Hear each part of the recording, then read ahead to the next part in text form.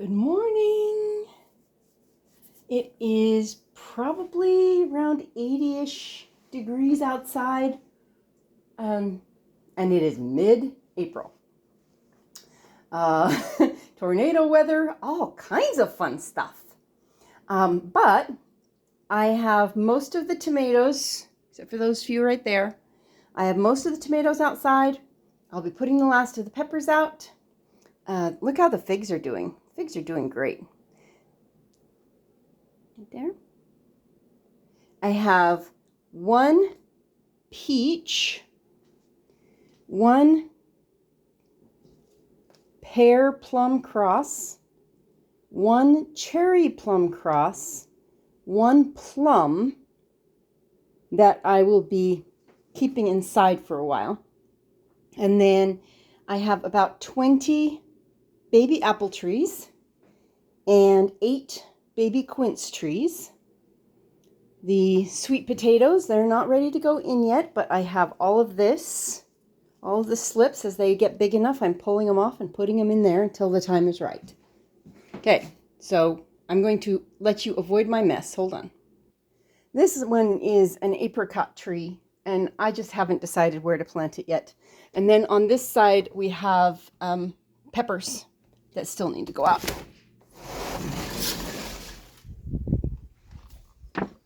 It feels weird being able to do a sort of garden tour in April because so much stuff is up. It's like, wait a minute, it's too early for that. But we've got tomatoes, and actually we've lost 1, 2, 5, which I believe were lost to birds. Could be the chickens because they're allowed in here. I don't particularly care. And then, so we have the tomatoes on the sides. Some of them are still under milk jugs. And then we have the peppers down the middle. This is our apple tree. Blooms have finally died back. And I think this will actually be the pear row because this is a pear. And I need to be really careful where I walk in here because this is all onions. Okay? And this is a pear. So those are 2 seedling pears. So if I get more seedling pears, I'll put them in this row rather than starting a new row. I did figure out the big bushy one right there. That is, back there, that is marshmallow. And the smaller bushy one next to it by that board is oregano. This one is oregano, and this is our other pear tree, which doesn't have any fruit on it. More tomatoes. But if you look at this, I was having a hard time figuring out how to get the perennial grasses. These are basically lawn grass in this particular area. You can see around here, get it up here, all of this here. I want to be able to use the whole space, so I want to be able to get that out. And the broad fork works. I couldn't get the shovel into the ground because of the root mass, but I can get the broad fork in and bring the root mass up where I can reach it. So I mowed the last of this today. And so now a little bit at a time, I'm doing a little bit every day of digging through this and getting the grass out and getting the roots out. There are a couple of potatoes over there, just popped up from previous years. I should have planted my potatoes. Oh, I forgot, I almost stepped on these. Okay. All right. You see the melons? I planted these last fall. If they do okay, I'm not going to plant any more of the muskmelon types. Same thing over here. I'm not going to plant any more of the muskmelon types because these were the fall planted group. You can see that there's another one back here, just barely starting to come up. These were the fall planted group, and that's what I want, is I want to be able to plant everything in the fall and have it come up in the spring. Okay, so here we have beans, and the beans are finally starting to come up. Some of them are coming up very nicely. It's very patchy, which is probably the birds. The chickens were dust bathing in here for a while, which I did not appreciate. But anyway, where that bar is right there, that's the edge. So I will do the next batch. I'm not too concerned. I will fill in some pieces just to make sure, just to make sure there's coverage. But I really don't. I planted in a 6-inch grid, and that's really crowded, which I don't care if it's really crowded, because if they learn to be really crowded, then they'll do better with crowding next year. But so I'm not going to replant most of this. Right here, get this down where you can see it. Right by my toe, there is a watermelon that was planted last fall. And I'm watching very carefully through here because I planted them in the almond row with the almond tree, but they're coming up as far out as here. So about 2 feet outside the row. So I don't know whether those were scattered by something, but that's 2. And then here's some more on both sides of my foot. More to make more watermelons. So that's looks like 1, 2, 3, 4. So maybe 6 watermelon plants. 7. But those are our fall planted watermelons. So they will come up, and I want everything that is possible to be planted in the fall. And I went back in the wrong direction because I wanted to show you the watermelons, which is funny because the reason that I came in this direction, the reason that I came this way instead of the other way, was so that you wouldn't see my shadow. But in order to show you the watermelons, you had to see my shadow, which is weird. My hat, it has no corners, because my hat is round.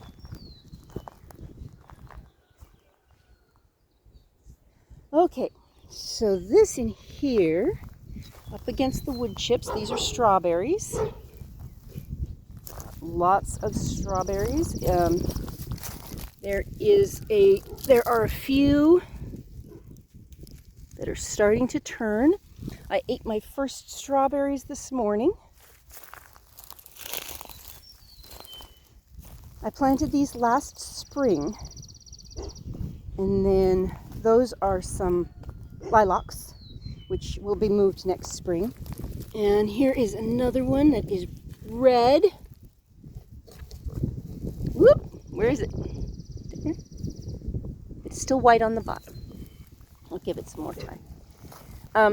I like them just a little bit unripe, so they are.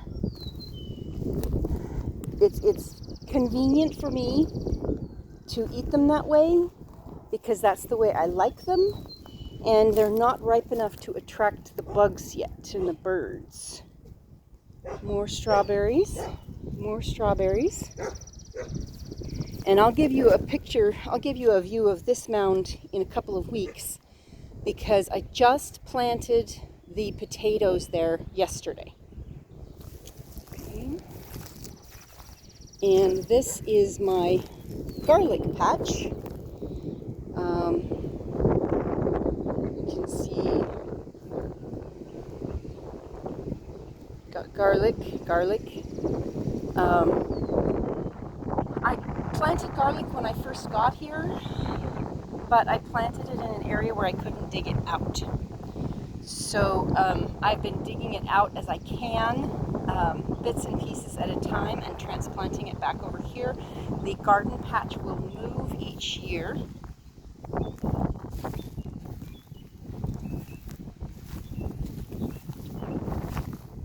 So this section is going to be the corn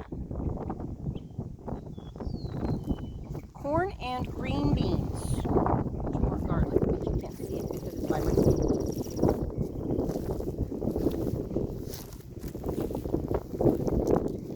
Okay.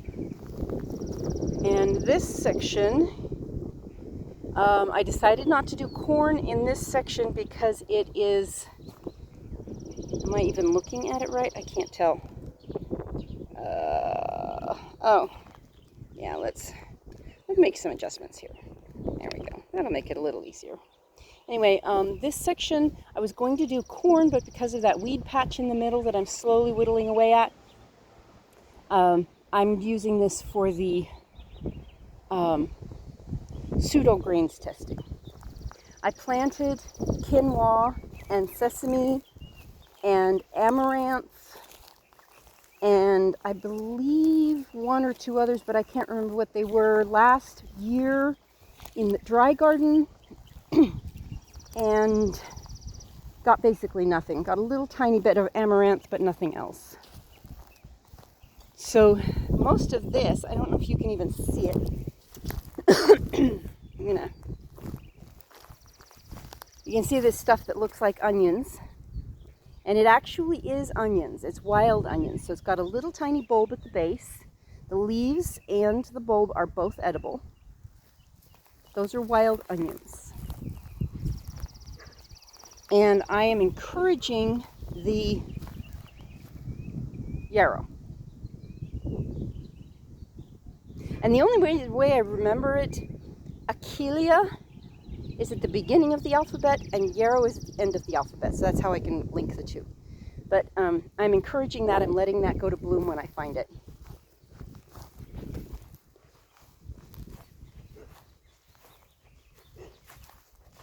This area was the dry garden. And unfortunately, I'm having to rethink that. I just was not able to keep the perennial grasses out. You can see that it is perennial grass everywhere.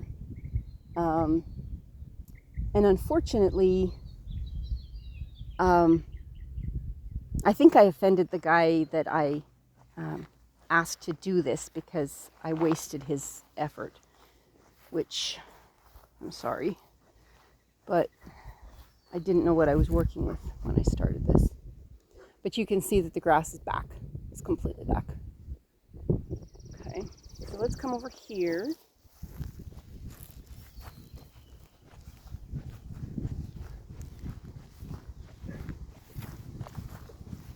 Oh, no, I'll show you that last.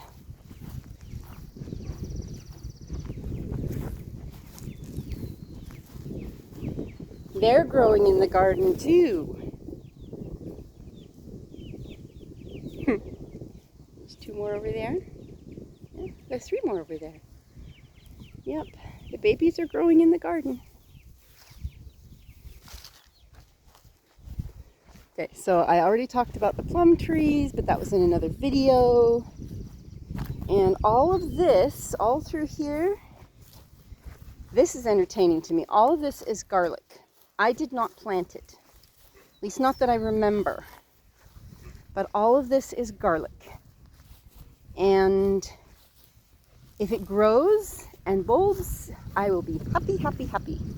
Okay, I have one blackberry. And look over here, where, oh, it's over here, sorry, wrong one. Wrong spot. I believe that these are raspberries, but they may be blackberries. Not this stuff, these. I marked them. Whoops. Yeah, let's get you wrapped around that pole again so that you're standing up a little bit.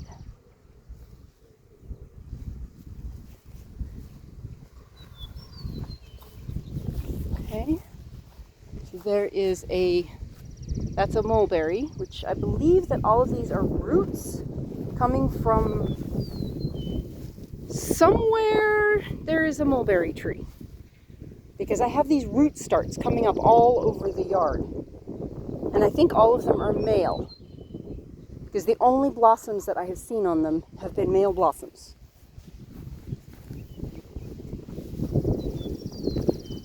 And one lonely nut tree. Okay, you can see the stripe. Okay. This one is a plum cherry cross. This one is a plum cherry cross. This one recovered from last year, and I'm not sure what it is, but it's a little tiny piece of green down here. That's a root start from the tree. That's all that's left of it. So I'm letting it recover. This one is a plum cherry cross. This one, I believe, is a plum. Again, it's a survivor from last year, so it has survived its first winter. In spite of the deer and the rabbits, survived its first winter. And this, I was excited about this one. This is my first seed planted goji, and it is doing great.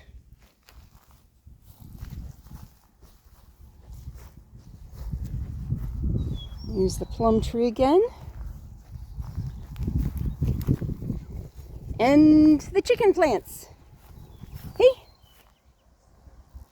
where are you? Am I even seeing you in there? Yeah, there you are. Yeah, this one's probably a rooster, because he's the most adventurous.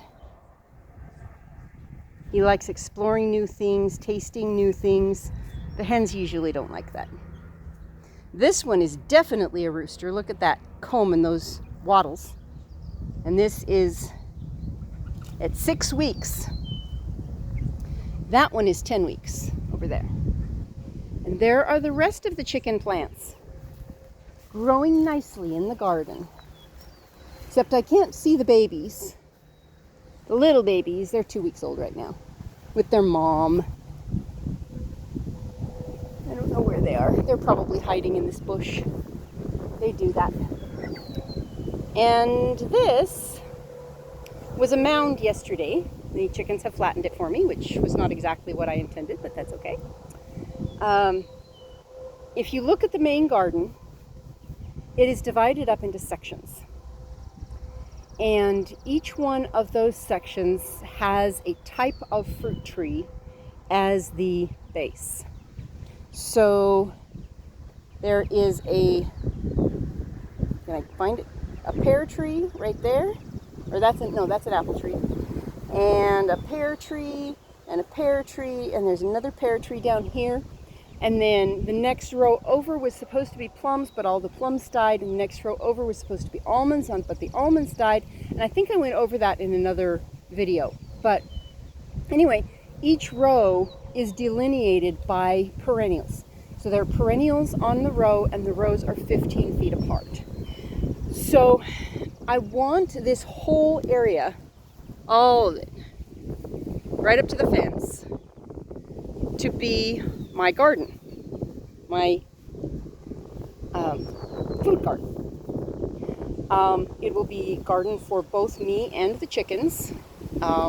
If any other animals come onto the homestead, I will need to find ways to expand it so that it can produce their food as well. So we'll have to wait and see on that. But you can see, as I said, there's the pear and apple row right here. But I have 20 apple seedlings inside, and I needed a place to put them. So I started another row right here. This is the mound that was and is no longer, because because the chickens flattened it. That is seed bags or feed bags with wood chips over the top. And hello, do you want to come say hello to all the people? Hi. Yeah, he's not scared to come out near me. He's the only one that will eat from my hand. And he's not concerned about eating new things, which hens usually are. They don't like new stuff. They rely on the rooster to show them what is edible.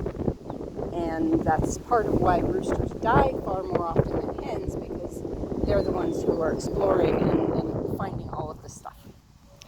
So I am taking feed sacks and putting them, they're paper, so I'm putting them down double layered underneath, and that's 15 feet from the apple and pear row, which I will turn into a pear row. The apple, one apple tree, that'll stay, but when I get seedling pear trees, I will put them in that row. And then it is 15 feet between the apple tree, or between the pear row and this right here.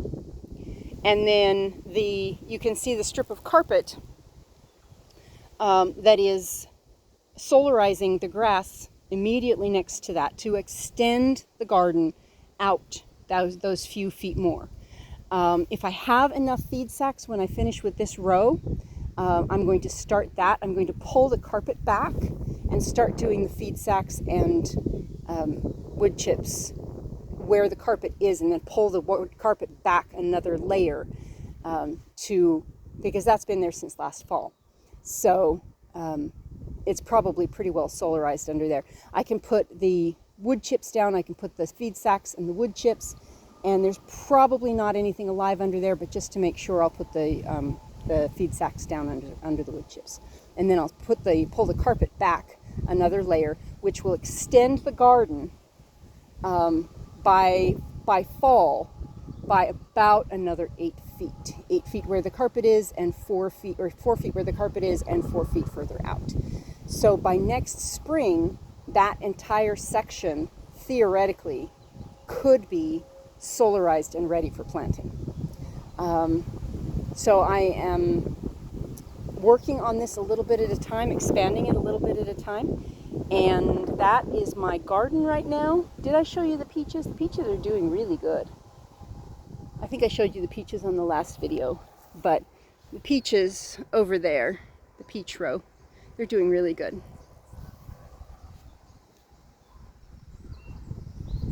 And I wish I could see where the mom and her babies are. I don't know where she took them. Actually, if I walk over there, she'll probably come running because she wants to feed them. Oh, there they are. You can't see them really because it'll be in the shade. I'll walk over a little bit.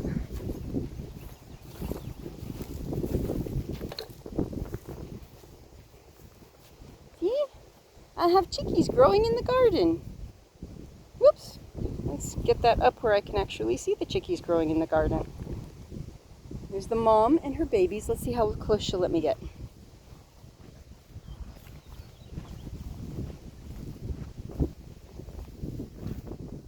Whoop.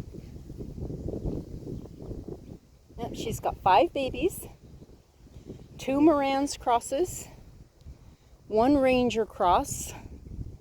I think the other one, I know which one the other one was. She's got 2 Marans crosses, a BA cross, a Ranger cross, and the last one,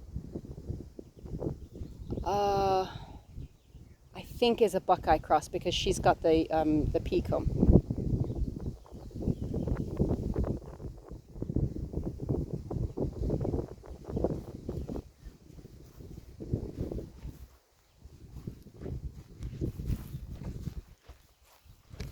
Whoops, I kicked it.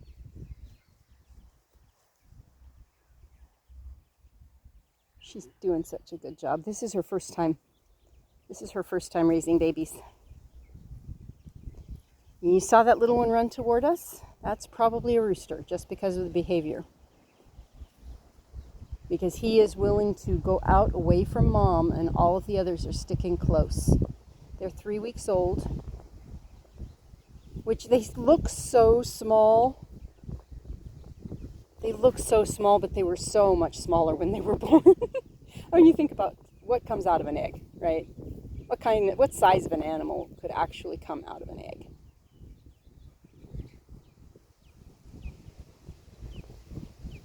Hey, you coming to visit?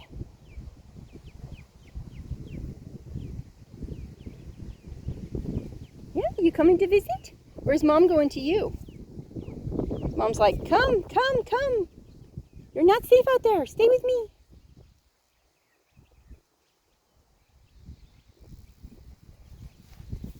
Oops. What am I doing? Oh.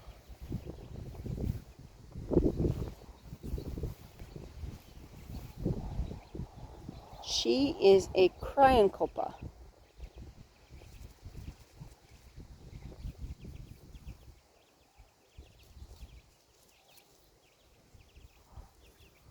She's teaching them how to find their food. It's very important training.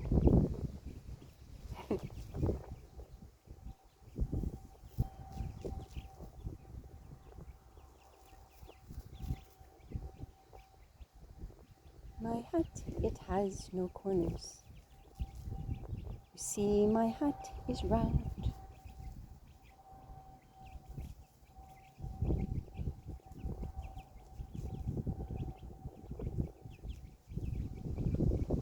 I could just watch this all day.